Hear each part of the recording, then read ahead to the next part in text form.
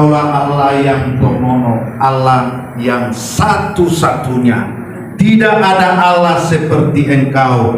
Tidak ada yang hebat sehebat Engkau. Tidak ada Allah yang mengasihi lebih dari apapun. Hanya Engkaulah yang memiliki kasih kepada kehidupan kami, sehingga kami menerima kasih karunia keselamatan di dalam Yesus Kristus. Biarlah Tuhan kami mengerti, memahami bahwa Engkau luar biasa dan hebat, sehingga kami menghadap Engkau dengan hati yang tulus, hati yang sungguh-sungguh akan Engkau ya Tuhan.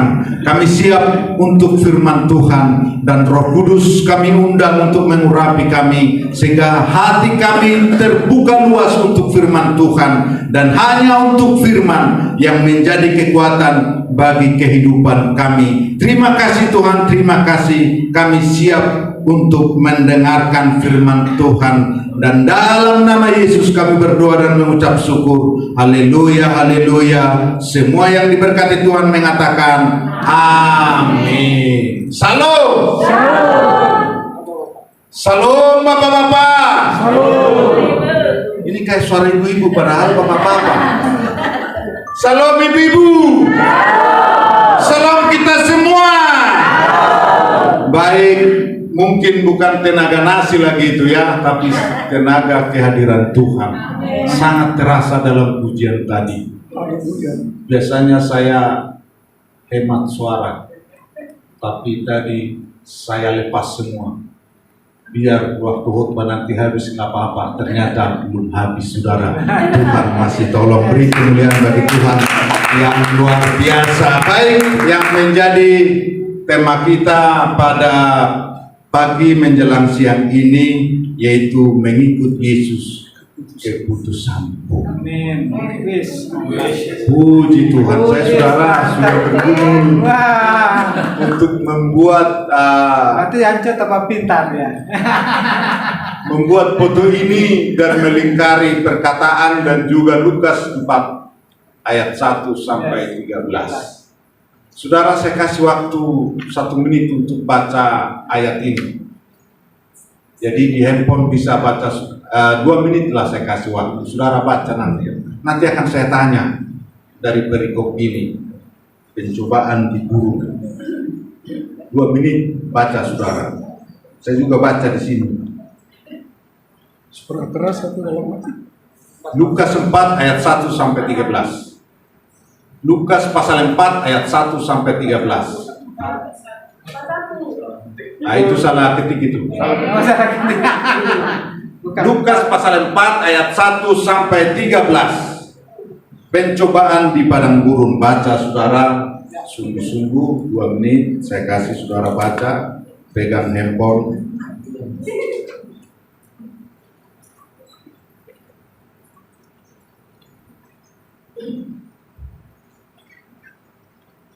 Kalau sudah selesai, katakan amin.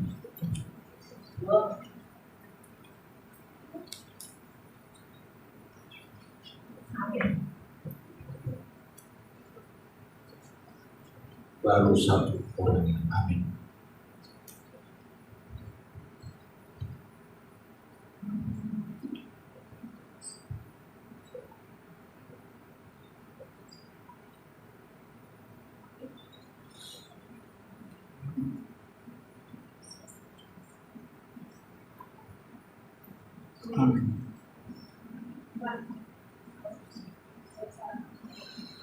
Amin. Amin. Belum selesai, amin. Amin. Amin. Puji Tuhan. Beri kemuliaan bagi Tuhan yang luar biasa. Saya baca ayat yang terakhir, ayat 13. Sesudah iblis mengakhiri semua pencobaan itu, ia mundur daripadanya dan menunggu waktu yang baik. Saudara, musuh kita yang paling dahsyat di bumi ini adalah iblis. Saya tidak tahu iblis ini marga apa. Sinaga. Saya berdoa tidak ada marga yang namanya iblis. Dan ternyata dalam pembacaan kita, iblis masih menunggu waktu yang baik.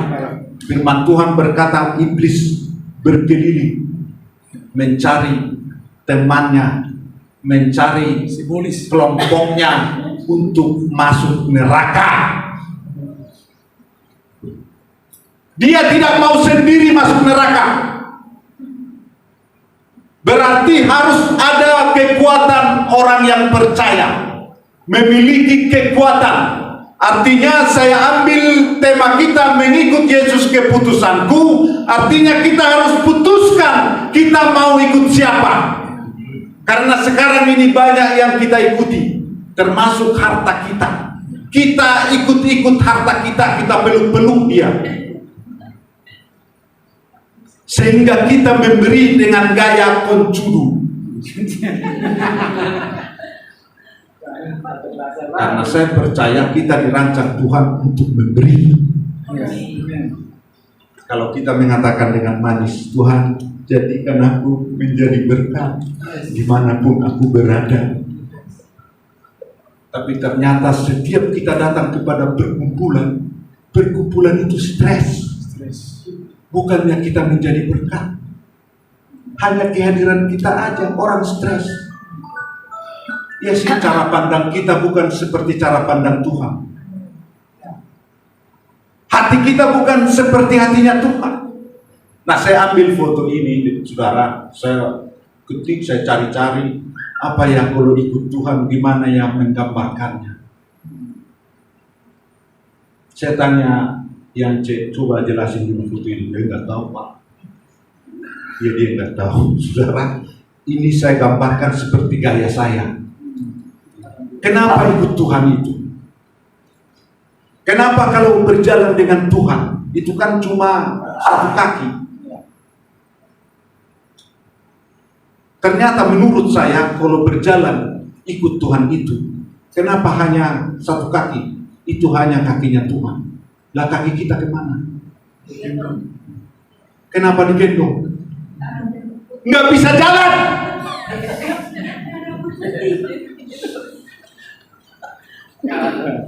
Kita lagi sakit, kita lagi ada masalah. Makanya kalau saya tanya, coba tunjuk tangan yang ada masalah. Saudara susah tunjuk tangan, nggak usah tunjuk tangan dari sini kelihatan. Makanya ikut Tuhan itu kita digendong kalau ada masalah. Kok hanya kaki Tuhan? Itu di gurun pasir yang panas, yang mematikan. Bisa saja di situ banyak beling, di situ banyak kalajengking. Kau tidak mampu berjalan. Ku tak mampu jalan sendiri. Saudara, mengikut Yesus keputusanku, ini tema yang berat. Tema ini dilatar belakangi satu hamba Tuhan di India. Ini saya jelaskan dulu pelan-pelannya, karena pada saat ini saya khotbah terbalik. Biasanya kalau orang supaya dengar baik-baik, dia kenyang dulu. Itu yang saya pelajari. Jadi kalau kita nasihatin orang, kasih makan dulu dia kenyang, baru nasihati. Nah ini terbalik, ini udah lapar semua ini. Saya disuruh khotbah sama Pak Alem. Apakah pergumulan itu? Jangan-jangan ke pendeta matanya begini, tapi pikirannya ke supermi spesial. Kan begitu. Tapi saya percaya dari pujian tadi sudah dipersiapkan. Roh Allah ada di sini untuk kita. Karena saya percaya roh lah yang memberikan hidup. Daging sama sekali tidak berbunga. Perkataan-perkataan yang ku sampaikan kepadamu itu adalah roh dan nah, tema ini cukup berat. Ini di latar belakangi seorang hamba Tuhan, di mana pada tahun 1800-an para penginjil dari Eropa, Jerman menginjil ke India. Nah, salah satunya hamba Tuhan itu yang namanya Noksek menerima keselamatan di dalam satu kota atau desa yang namanya Asa di sebelah timur India. Jadi karena di Noksem ini adalah suku yang primitif, saking primitifnya orang-orang yang hebat, yang bisa dikatakan hebat di kota Noksem itu adalah orang-orang yang lebih banyak. Siapa yang lebih banyak mengkoleksi kepala orang, dialah orang yang hebat. Dan saya pelajari ternyata penduduk Noksem ini adalah penduduk kanibal. Jadi saya pikir hampir sama dengan orang Batak. Saya pelajari orang Batak. Dulunya orang Batak itu kanibal, saling memakan. Makanya dulu waktu saya baru-baru merantau ke Jakarta, begitu orang tahu saya orang Batak, wih, orang Batak makan orang. Padahal seumur-umur belum pernah saya makan orang.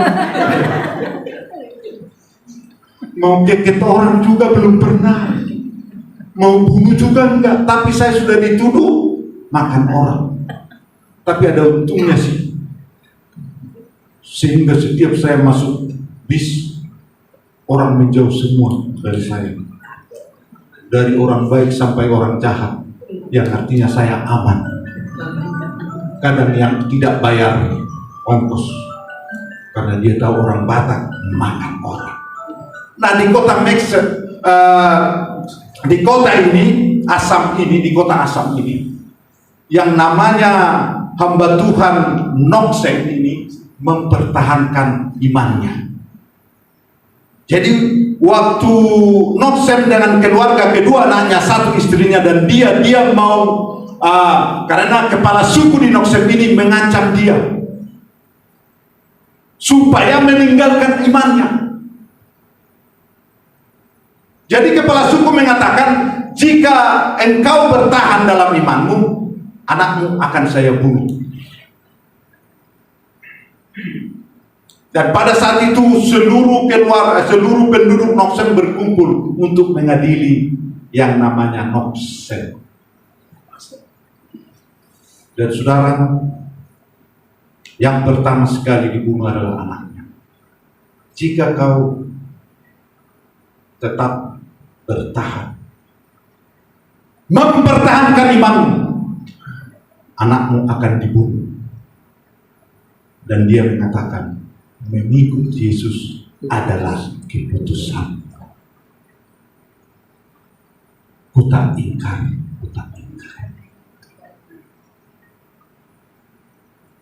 Begitu dia mengatakan ini, asistennya kepala suku langsung melempar tombak dan kedua anaknya meninggal. Selesai itu anaknya sudah meninggal, dikatakan kepala suku lagi kepadanya, kepada Noksem, masih ada kesempatan jika engkau menyangkal Tuhanmu, istrimu tidak akan dibantai. Tetapi tetap dia mengatakan, mengikut Yesus adalah keputusanku. Aku tidak ingkar, aku tidak ingkar.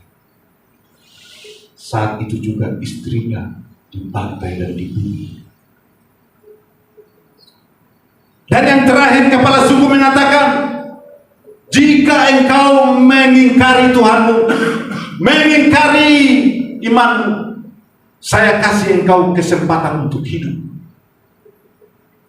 Tapi Noksem mengatakan, hanya saya sendiri pun ikut Tuhan. Saya tetap ikut Tuhan. Aku tidak ingkar, aku tidak ingkar. Dan selanjutnya si Noksem dibunuh dan keluarga itu dibantai karena mempertahankan imannya. Dengan mujizat yang luar biasa, setelah kematian keluarga Noksem, 3 bulan kemudian kepala suku itu bertobat, dan dengan pengikut-pengikutnya tahun demi tahun di India bertumbuh pengikut Tuhan, bergejolak karena seorang Noksem yang mempertahankan, yang mengikut Yesus sampai mati. Mana pemain musik kita? mengikut Yesus keputusan, mengikut Yesus keputusanku, mengikut Yesus keputusanku, tak gentar, tak ingkar. Saudara nggak tahu lagu ini? Lagu kok biarin saya solo di sini? Lagi. Ikut Yesus keputusan,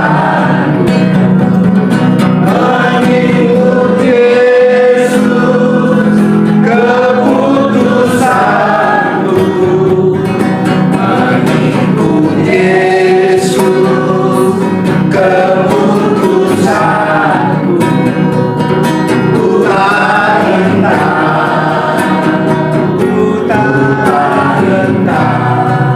Saudara, kalau kita tahu latar belakang ujian ini, sebenarnya kita menangis menyanyikan ini. Sebenarnya kita malu dan menyedihkan, sehingga kesedihan yang kita alami akibat lagu ini, pujian ini, kita merubah sikap kita bagaimana mempertahankan iman kita kepada Tuhan. Dan saya percaya kedatangan saudara di tempat ini adalah kedatangan yang serius. Karena kenapa? Selama ini ikut Tuhan. Tuhan, kau seperti ini kehidupan saya. Dan saya percaya saudara datang ke sini untuk melangkah, menciptakan, membuat suatu langkah kepada Tuhan. Bagaimana aku supaya berubah? Masa dari tahun demi tahun aku doa, ikut puasa, begini-begini saja. Dan berada dalam pilihan yang sulit. Jangan kira tidak ada masalah seorang hamba Tuhan, pendeta. Justru pendeta itu banyak masalahnya. Kalau pengen tahu, tanya pendeta Berti. Saudara bergumul saya seminggu ini. Kalau khotbah begini sih nggak apa-apa. Khotbah ke satu jiwa mengerikan. Dia bebas ngomong kepada kita. Saya bilang, sayang, begini, ada hidup ini yang Tuhan mau, tapi kita tidak mau. Ada memang Tuhan mau, kita mau. Nah, nggak apa-apa. Saya hanya takut kepada Tuhan. Kalau kamu mau melawan keinginannya Tuhan, karena saya percaya Tuhan mau saya ikut 2 puasa. Tapi karena maumu kita liburan, nggak apa-apa. Putuskanlah beberapa hari ini, berdoa. Saya suruh dia berdoa daripada saya khotbah lama-lama. Suaminya udah saya suruh berdoa. Dan saya bilang, malaikat, temanin dia berdoa. Roh Kudus urapi dia. Beberapa kemudian last time untuk ikut 2 puasa. Gimana, Ma? Ayo pergi ke Bandung, liburan yuk. Bengong dia.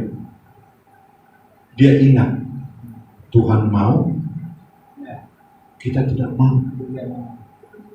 Begitu di meja makan, ya Pak, saya takut juga kepada Tuhan. Mantap. 2 puasa. Karena itulah yang Tuhan mau. Tapi kalau saya lihat ya, kita suami ini, kita belum tempur, kita sudah kalah. Udah tempurlah sesekali dengan 1 jiwa saja kok. Masa sih? Kalahkan dia di dalam Tuhan tentunya. Kalau dia kalah, kita dianggap putra raja. Dia segan, dia tidak akan melecehkan. Dan dia tidak berani ngomong kau pengangguran, tidak ada duit. Tidak akan ada. Mungkin pekerjaan istri kita lebih hebat, gajinya lebih besar. Suami hanya pelayan Tuhan yang kecil, PDP, pembayaran pas-pasan.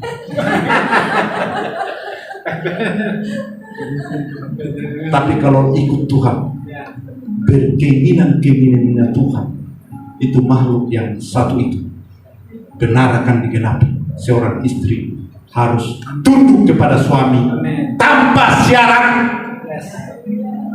Ini suami nggak tepuk tangan ini. Saya khawatir suami ini tidak tepuk tangan karena masih ada pergumulan. Haleluya, haleluya. Sudah selesai pergumulannya. Yang ketiga, perasaan, berperasaan. Saudara, kita sering hidup dalam perasaan. UK yang beli jaket, kita yang kepanasan. Itu perasaan itu. Tetangga yang beli kulkas, kita kedinginan di rumah. Tetangga beli durian, kita terganggu di rumah kita. Sehingga suami kita bilang, Pak, tong sampah tetangga wangi-wangi manis-manis.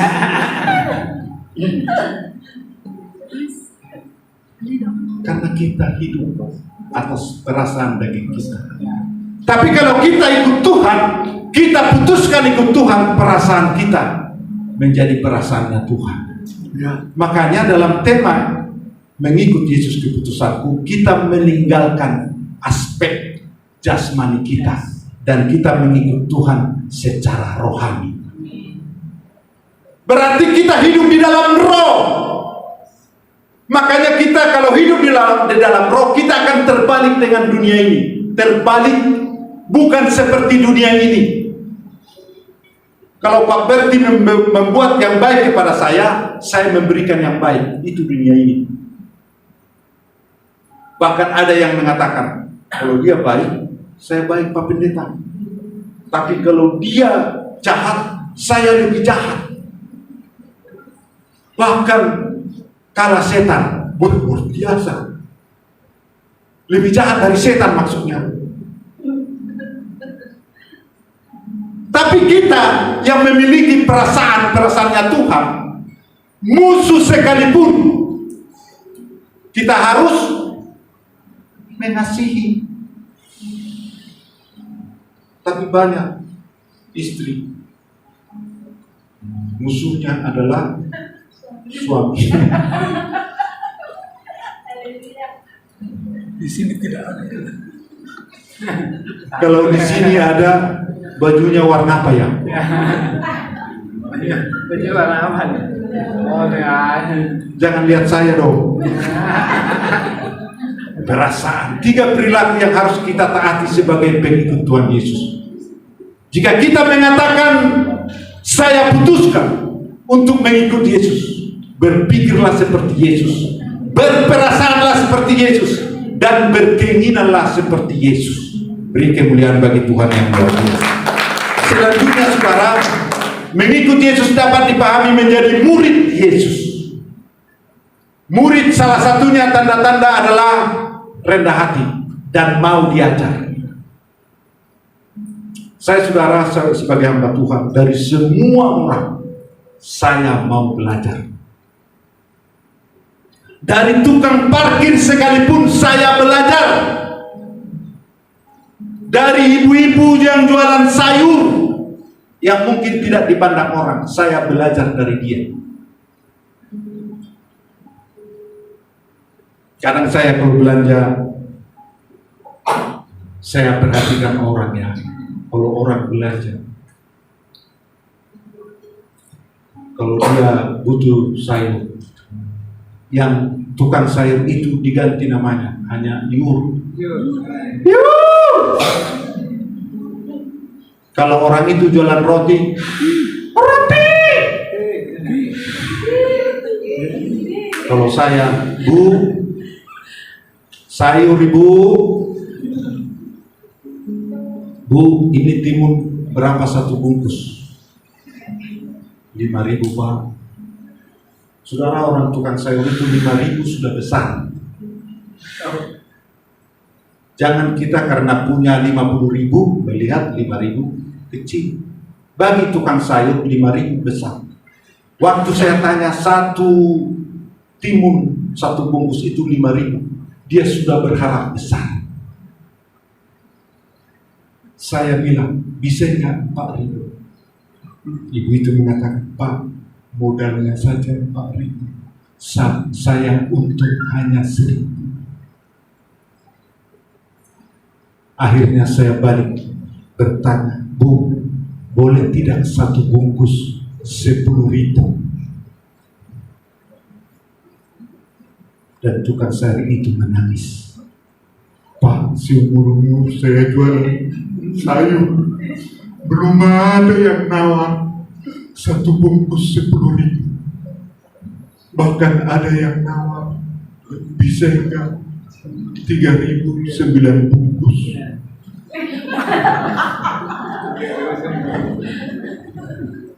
Dan tukang sayur mengatakan, Pak, bawalah ini semua tim ini buat Pak, gak usah banyak.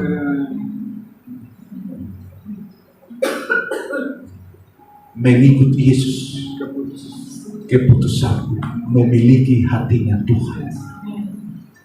Rendah hati, menghargai, menyadari diri. Kita sadar siapa kita. Dan tema ini merubah hidup kita, bahwa kita tidak akan diremehkan lagi. Tema ini, kalau selama ini kita merasa kita manusia biasa, kita harus merasa setelah tema ini, saya ini manusia luar biasa. Mulailah lompatan, karena kenapa? Kita ciptaan Tuhan yang luar biasa. Jadi ya udah, Pak Pendeta, saya sudah begini, memang udah bawaan lahir. Tuhan tidak bikin kita model sekarang ini gagal melulu. Sebenarnya kita harus sukses melulu. Kalau kita menyadari siapa kita, meneladani hanya Yesus, belajar seperti Yesus, hanya Dia saja. Selanjutnya, saudara, perlu saya sampaikan, saudara, beberapa landasan hidup pengikut Tuhan. Nah, dari tema tadi saya ambil 3 landasan supaya kita tahan uji, tahan dalam pencobaan. Beberapa landasan hidup pengikut Tuhan. Apa yang kita pegang, apa yang kita hidupi, dan mulai sekarang landasan hidup kita sebagai pengikut Tuhan, apapun yang terjadi, kita harus menyadari bahwa hidup bukan hanya dari roti saja. Dan memang Tuhan Yesus sudah buktikan kepada siapa? Kepada setan, musuh kita itu. Yang pada dasarnya sebenarnya setan yang takut kita, malah kita bolak-balik, kita yang takut setan. Yang sebenarnya kita yang menang dari setan, kita yang mengalahkan dia. Sering kita dikalahkan oleh setan. Jadi mulai hari ini, jika saudara memutuskan aku mau mengikut Yesus, sadarilah bahwa kita bukan hanya hidup dari roti saja, tetapi dari firman Allah. Dikatakan ayat 4, jawab Yesus kepadanya, ada tertulis, manusia hidup bukan dari roti saja. Waktu 2 puasa di Kevendrey, di antara peserta itu ternyata ada yang bawa roti. Saya tanya, buat apa bawa roti? Persiapan Pak untuk jaga-jaga. Saya tidak habis pikir dia berjaga-jaga untuk puasa. Kalau kita putuskan dari rumah 3 hari puasa, artinya mulut ini buat makanan terboleh. Ya. Kalau bisa tulis besar-besar, dilarang masuk. Tapi ada yang bawa roti.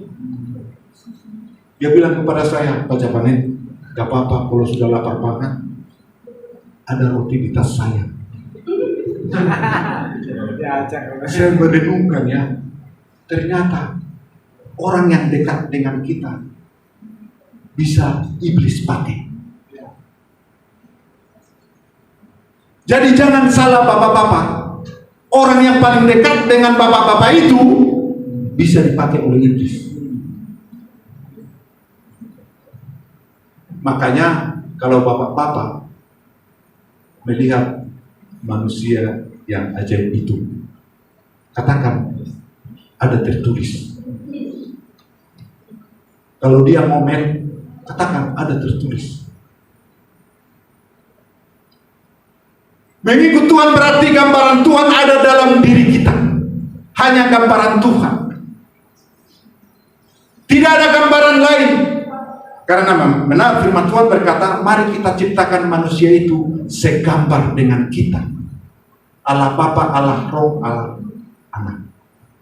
Yaitu yang disebut Tomono, satu-satunya Allah kita. Mengkreator kita. Begitu dahsyat luar biasa. Kita beda dari makhluk-makhluk yang lain. Saya pelajari perbedaan ayam dengan manusia. Ternyata ayam tidak pernah sekolah atau dipakai baju. Padahal ayam punya otak, punya hati, sama dengan manusia. Tapi ayam tidak pakai hati, walaupun ada hati. Ayam tidak pakai otak, walaupun ada otak. Itulah beda kita. Punya dimensi ilahi yang kita bawa, yaitu gambar Kristus. Saudara, kalau anak kita selesai mandi, mama, dia umur setahun lah, mama minta handuk. Kalau ada ibu-ibu yang kumpul pada masa itu, lucu ya anaknya ya, lucu sekali, gemas deh. Mungkin banyak yang cubit yang gemas, anaknya bagus, ibu timur. Tapi coba suaminya selesai mandi, dia jalan di depan ibu-ibu, mama, minta handuk dong. Kira-kira ibu-ibu gemas deh, lucu. Saya percaya ibu akan kabur. Karena kenapa? Kita bawa keilahian, gambarannya Tuhan. Kita ada kesopanan, ada dimensi ilahi dalam gambaran kita. Makanya saya katakan kepada jemaat, berpakaianlah yang rapi. Kadang masih ada protes, ya Pak Pendeta, gak apa-apa kan pakai rok mini. Tuhan kan lihat hati. Iya, Tuhan lihat hati, tapi pendeta masih lihat manusia. Masih manusia pendeta. Artinya kita memiliki dimensi Allah. Hiduplah seperti pribadi Allah. Pribadi yang memberkati. Makanya berpakaian yang rapi. Kalau saudara pakaiannya minim-minim, pendeta yang khotbah di sini serba salah. Mau lihat salah, enggak lihat penasaran.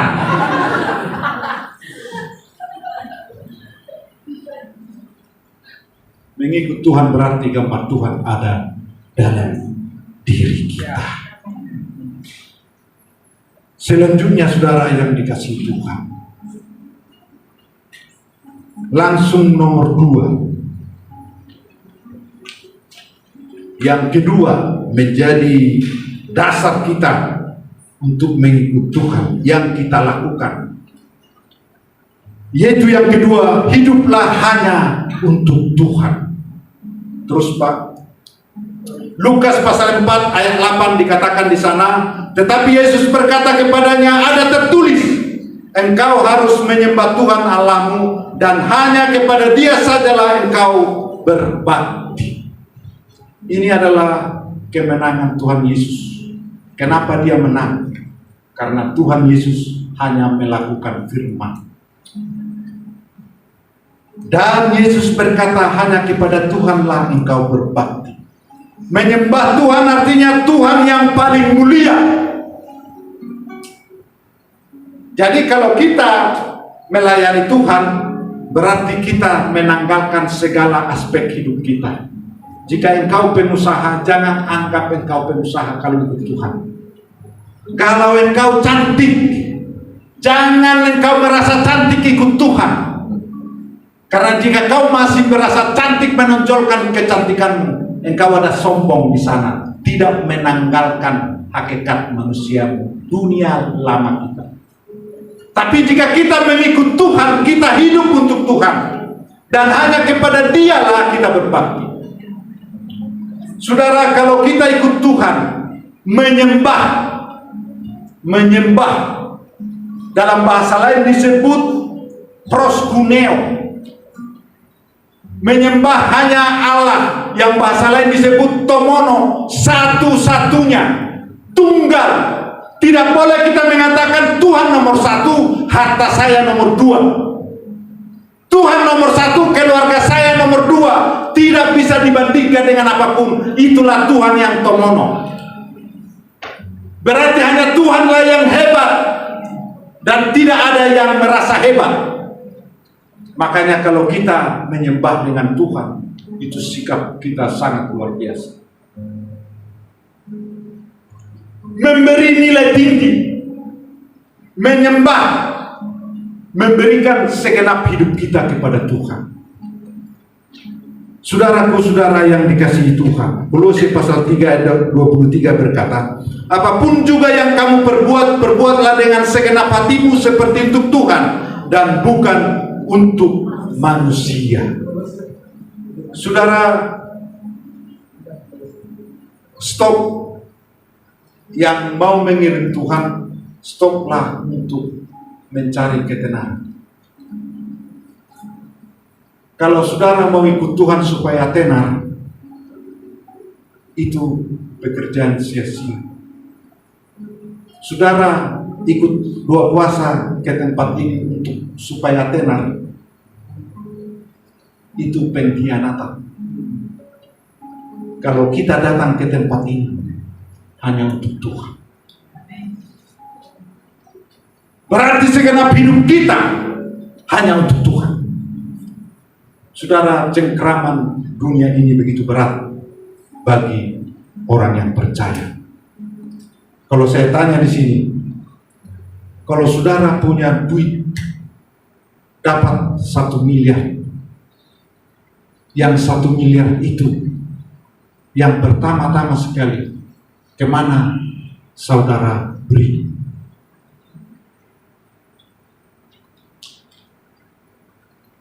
Kalau Pak Benjamin, pendeta Benjamin datang 1 miliar, ada yang kasih 1 miliar, itu uang dikemanain Pak? Buka panti asuhan, Pak. Buka panti asuhan, mulia sekali.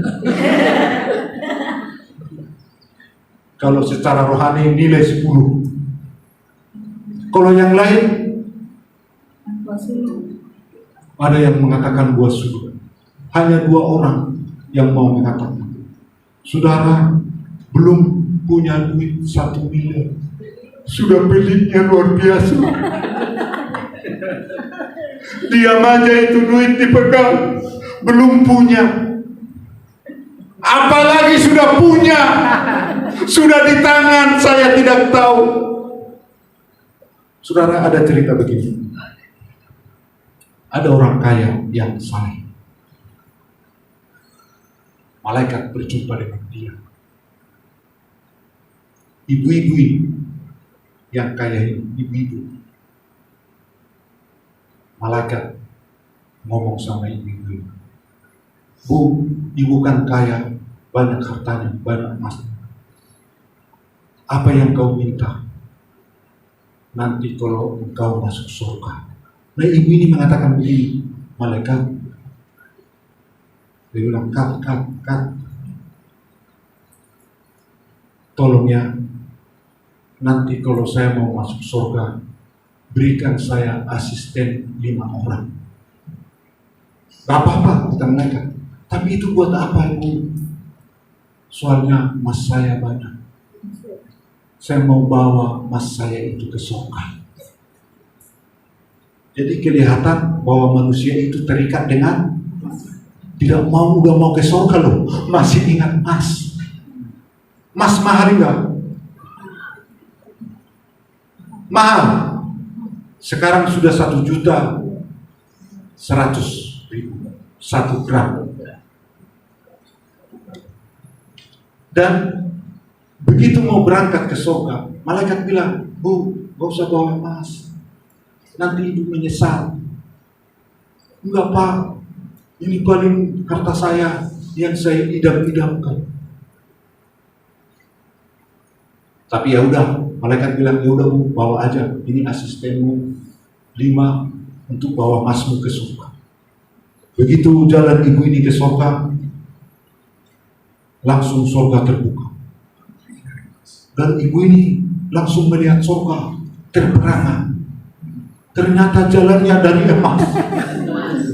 Bingung dia begitu melangkah masuk, saudara. Jalan-jalannya dari emas dan permata-permata yang tidak terbayangkan mahalnya dan mewahnya. Akhirnya ibu ini berkata, "Malaikat, buanglah itu emas saya." "Bu, dilarang Bu buang sampah di surga. Kalau ibu mau buang, buang di bumi, balik lagi ke bumi. Gak boleh buang sampah di surga." Bayangkan saudara, emas aja menjadi sampah di surga. Jangan harta mengikat hati kita. Kalau kita mengatakan ikut Yesus, artinya kita hidup untuk Tuhan.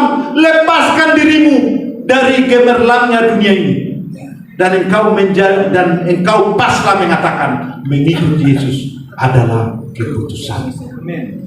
Filipi 1:21 berkata, "Karena bagiku hidup adalah Kristus dan mati adalah keuntungan." Saudara, siapa yang tidak takut mati? Saya juga takut mati. Ngeri. Orang Batak bilang mengerikan bang, mengerikan begitu. Tapi saya sudah pernah beberapa kali mau mati. Waktu COVID, hari kelima, nafas. Ternyata walaupun ada oksigen yang gratis, kalau napas kita, alat pernapasan kita tidak sehat, kita tidak bisa menyerap oksigen itu. Akhirnya kita harus dibantu dengan ventilator.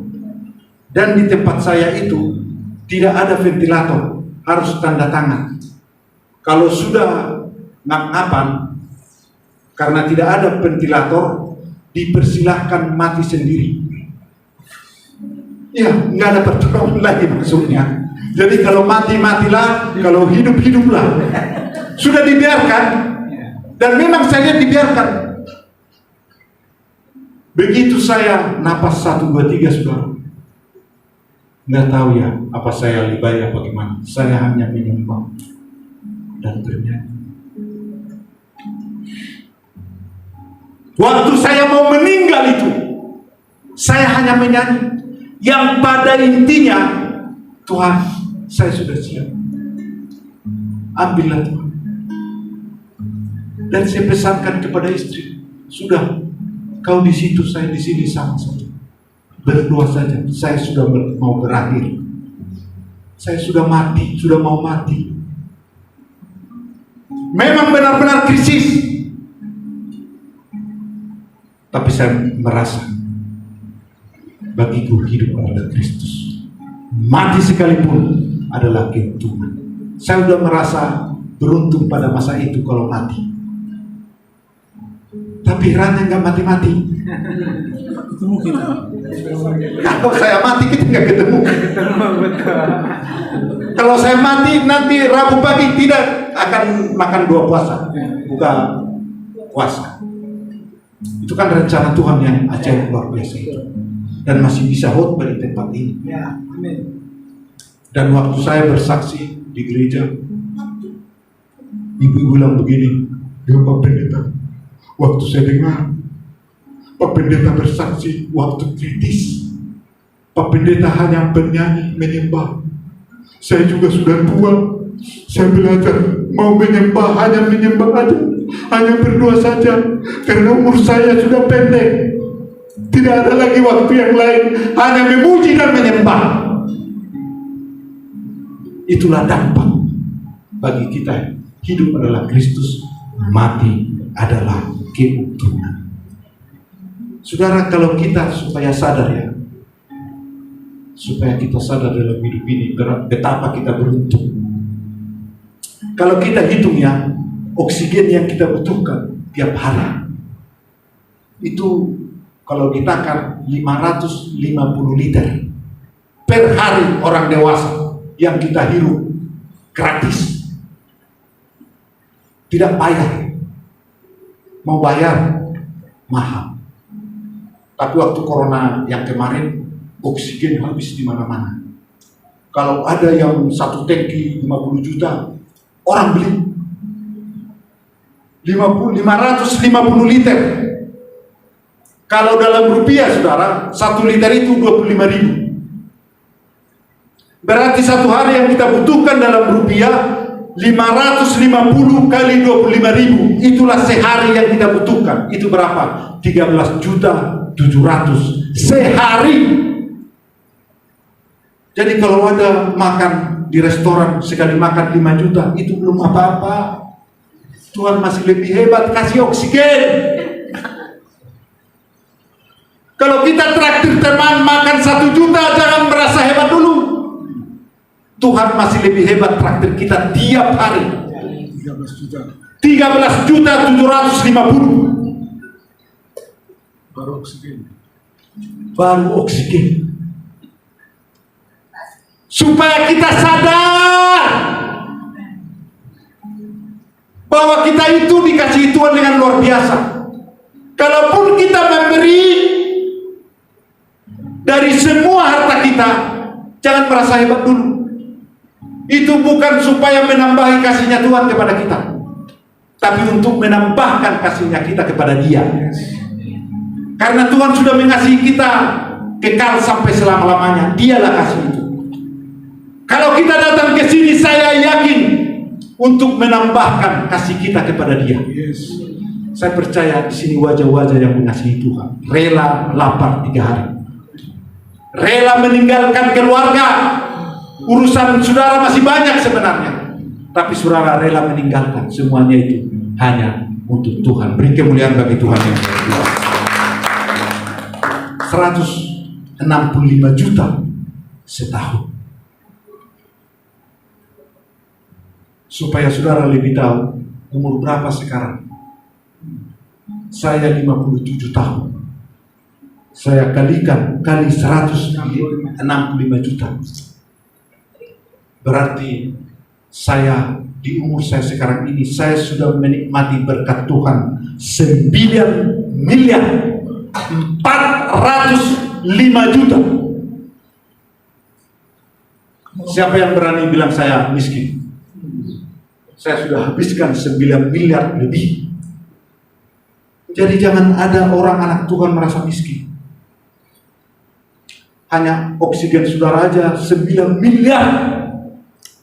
Berarti mulai hari ini mengikut Yesus keputusanku, berjalanlah seperti anak raja dengan penuh kerendahan hati. Kenapa? Karena Tuhan mengasihi kita. Beri kemuliaan bagi Tuhan. Saudaraku yang terakhir, masih bisa satu lagi Pak Alek?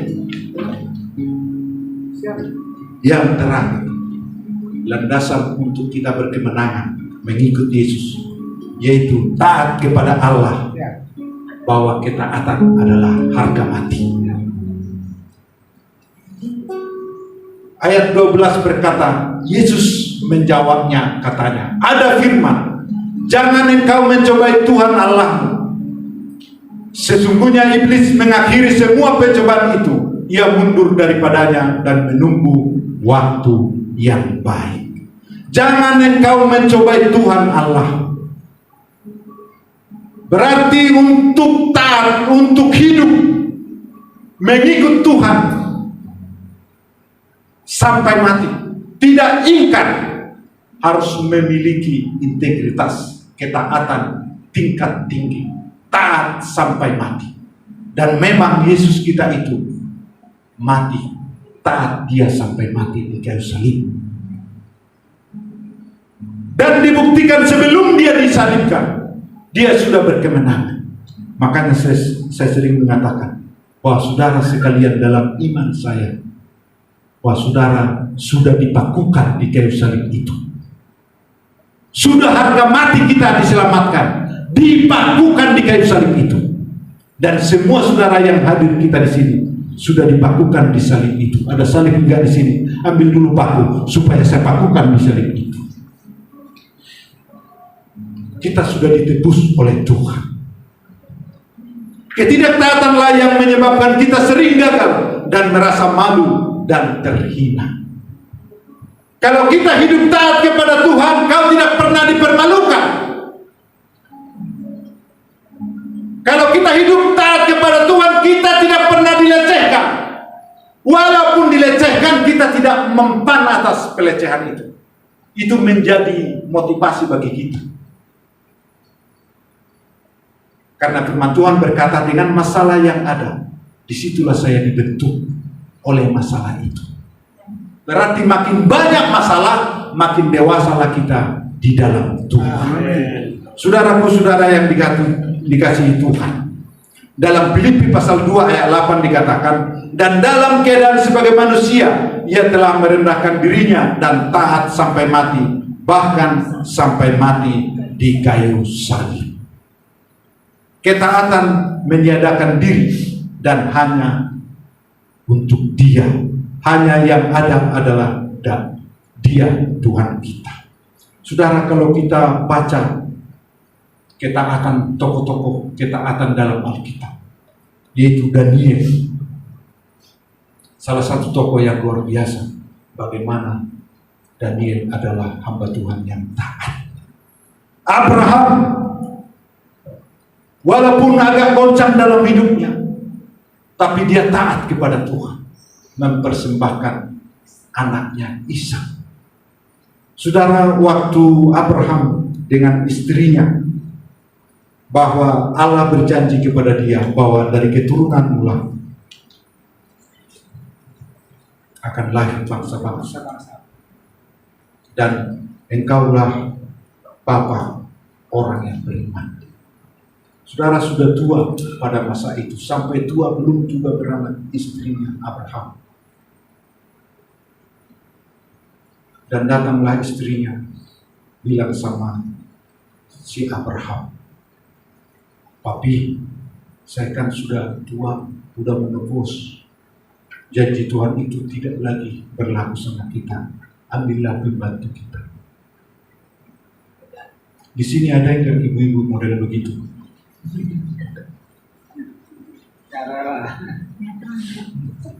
Saya percaya tidak ada. Kadang kita kalau Tuhan terlalu lama berjanji, Tuhan jangan janji itu tidak berlaku lagi. Kita tidak menyadari bahwa Tuhan kita itu Tuhan yang taat. Jika ia di atas ia, tidak di atas tidak. Dan tidak pernah gagal akan janji-janji. Dan dia tidak pernah berbohong. Dia selalu menepati janjinya. Mau kapanpun, asal kita sungguh-sungguh menunggu waktunya Tuhan, waktu yang terbaik. Sering kita menyanyikan, waktu Tuhan pasti yang terbaik. Nah, waktu Abraham dengan istrinya Sarah ya, salah enggak? Istrinya Abraham siapa? Sarah. Waktu mereka sudah tua, dalam orang teolog kami menafsirkan Abraham dan Sarah menciptakan sebuah lagu. Karena Sarah juga sudah mulai menyimpang. Kawinilah pembantu kita, karena kita sudah tua begini. Dan mereka sepakat menciptakan lagu dengan judul Tak Mungkin, Tak Mungkin. Saking lamanya janji Tuhan itu belum terrealisasi, mereka ciptakan lagu itu dengan judul Tak Mungkin, Tak Mungkin. Jadi Sarah dengan Abraham pegangan tangan. menyanyikan lagu tak mungkin, tak mungkin, tak mungkin, tak mungkin. Tapi tidak mungkin bagi manusia, tapi mungkin bagi Allah. Lukas 1:37. Bagi Allah tidak ada yang mustahil. Makanya kalau Tuhan sudah berjanji kepada kita, Tuhan akan memberkati kita. Tunggu waktunya, waktunya Tuhan. Jangan cari yang lain. Saudara, 3 tahun saya di Australia. Saya sepertinya seperti Yunus melarikan. Saya tidak mau pendeta di Jakarta. Saya mau cari duit saja. Dan di Australia saya dapat duit banyak. Saya serba bisa bekerja. Saya bekerja di fish market. Gaji saya $15 per jam. Saya bekerja 9 jam sehari. Itu hanya di fish market. Saya masih bekerja cleaning service. Saya bekerja di kontraktor. Bisa 5 jam. Bisa sampai malam. Saudara, kalau hitung dalam rupiah, kalau hitung pelan-pelan, saya punya duit besar. Tapi begitu banyak duit. Dan saya memang sudah diperingatkan, Pak Japanen, jangan hanya kerja, cari duit, cari Tuhan. Nah, saya bilang, saya jawab begini, Tuhan lagi tahu saya butuh duit. Sepertinya si rohani. Ada teman saya di Australia ngomong, jangan cari duit hari Minggu. Padahal hari Minggu itu 300% overtime dibayar 3 kali lipat gaji kita. Jadi hari Minggu itu yang paling besar gajinya. Sabtu, Minggu, weekend. Jadi saya di situ hanya ingat kerjaan dan duit, lupa Tuhan. Dan selama 3 tahun saya bekerja, hanya bekerja. Karena di Australia itu saya pendatang gelap, pendatang haram. Karena begitu saya ditemukan oleh polisi atau imigrasi, saya akan dideportasi. Jadi saya hanya bisa kerja dan tidur. Tidak boleh ke pesta, tidak boleh jalan-jalan. Padahal di sini itu enak jalan-jalan, makanannya enak. Hanya saya bisa berhidup, saudara. Kerja tidur demi uang. Cinta uang. Dan memang uang saya banyak. Saudara, yang pertama, pernah nggak lihat kaleng roti regal yang tinggi itu? Setiap saya belanja, itu yang $2, $1 yang kecil-kecil itu, saya taruh ke situ sampai penuh. Saudara mau hitung enggak? Tahun kedua, 1 kaleng itu hilang. Meradang saya, saudara. Sudah kerja keras, 1 roti regal yang tinggi itu, $1 semua hilang. Haleluya. 12 kali. Haleluya, 12 kali. Dulu belum dikenal Tuhan. Di Australia kalau kita maju, saudara, orang yang dekat kita yang iri. Kalau dilihat akun kita bagus setiap bulan. Makanya saya bilang, kita yang beli kulkas, orang lain kedinginan. Kita yang diberkati, dia yang panas. Akhirnya saya dilaporkan. Orang Indonesia. Akhirnya saya diambil oleh pihak imigrasi. Dan saya dideportasi. Waktu saya dideportasi, saya masih enjoy. Duit saya sudah saya kirim ke Indonesia. Sudah lumayan banyak. Masih sombong, udah ditangkap masih sombong. Begitu sampai di Indonesia, tanya, duit itu habis semua. Iya.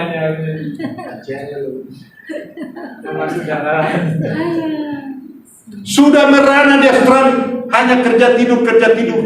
Hilang 1 kaleng duit $1 semua. Setelah di Indonesia, hilang itu duit entah kemana. Dimakan orang. Gelap dunia ini semua. Meriang. Kadang saya pada masa itu, ruangan begitu terang, tapi saya merasa gelap. Kalau saya lihat rumput, masih ditulis di situ, jangan diinjak. Lebih mahal rumput itu dari saya. Tetapi saya sadar siapa saya. Saya sadar siapa saya. Mulai saya merenungkan, ternyata saya ini tidak layak untuk dikecilkan, untuk dihina, untuk dijatuhkan dan untuk dikalahkan. Tidak layak. Sebenarnya saya dirancang untuk menang, dirancang untuk menggambarkan Tuhan yang hebat itu. Di dalam setiap perkataan saya, kehidupan saya, bahwa orang akan melihat bahwa benarlah Yesus itu luar biasa dari hidup saya. Nah, tergantung kita. Kalau kita sudah mengatakan saya mau ikut Yesus, apapun yang terjadi, lihat kuasa Tuhan akan bekerja dalam hidup kita. Dan saya mengatakan, utamakanlah Tuhan dan lihatlah berkat-berkat-Nya. Beri kemuliaan bagi Tuhan. Mari kita bangkit, kita ambil pujian yang luar biasa ini. Kita dalam doa, kita menyerahkan diri kepada Tuhan.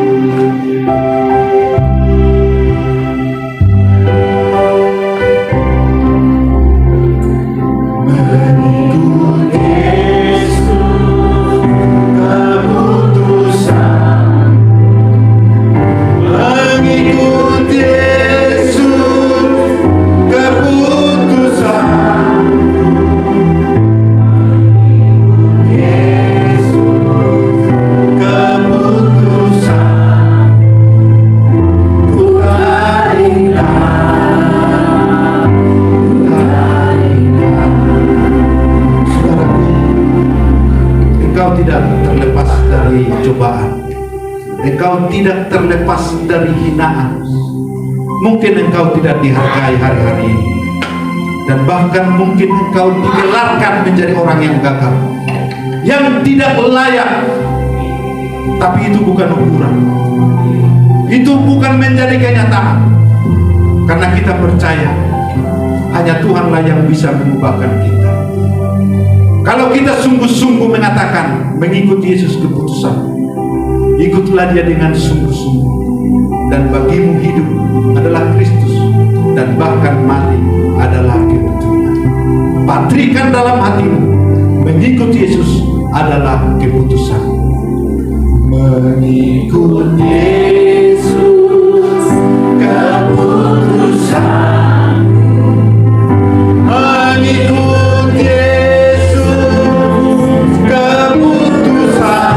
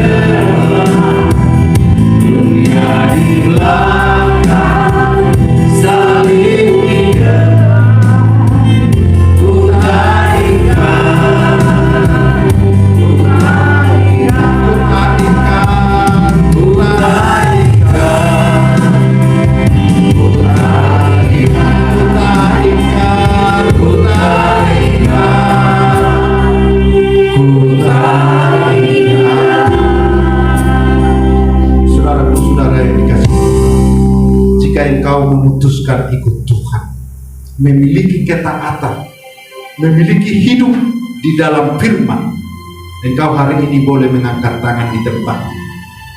Saya akan berdoa buat saudara bahwa hari ini adalah satu perjanjian bahwa kita sungguh-sungguh ikut Tuhan dan memutuskan hanya ikut Tuhan.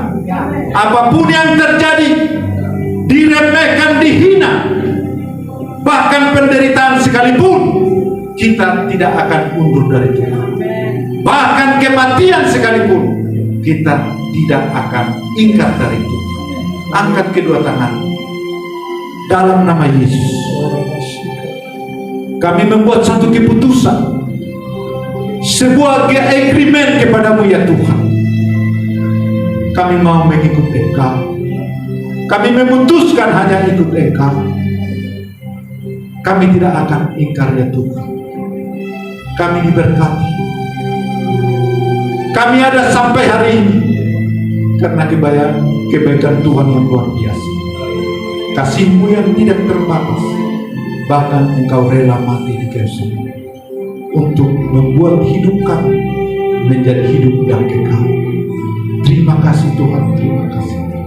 Biarlah hari ini hari yang bersejarah bagi kami, bahwa kami mengikut Tuhan dengan sungguh-sungguh.